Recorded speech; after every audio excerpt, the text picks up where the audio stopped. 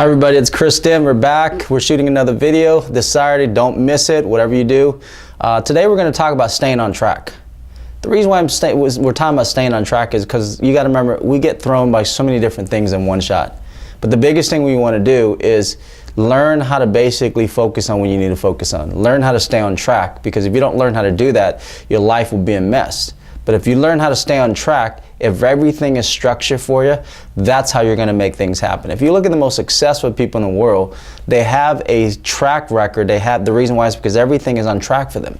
Nothing ever changes because they like to make sure everything is going to be on track. So being that said, you want to at least take about, if you can, 15 to about 30 minutes every single morning, focusing on what it is that you really want for the day. Focus on what you really need to get done and accomplish. And for me, every morning, I'm sitting there and I'm focusing on walking again.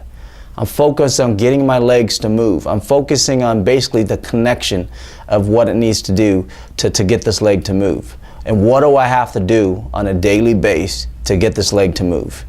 And if you don't do that for yourself, your life would be a mess. You know, learn how to write things down. I mean, when I won the USA, when I won the national, what I've done was I've wrote it down every single morning. Every morning I write it down 10 times. I will win the USA show. I will win the USA show every single morning. Every night before I go to bed, the same thing. I will win the USA show. And I wrote it 10 times and I soaked it into my brain. And I made sure that it stuck with me till the next morning, and I do the same thing throughout the whole day.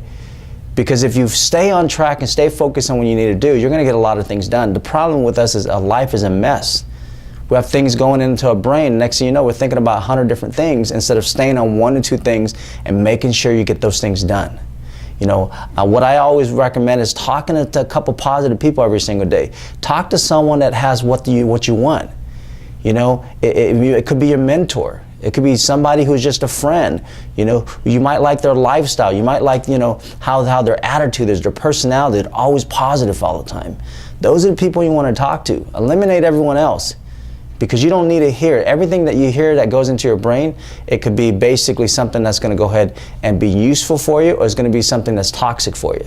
You want to stay from toxicity, because you know what? Every time you put more toxin into your body, all you're doing is just you're making it tougher on you.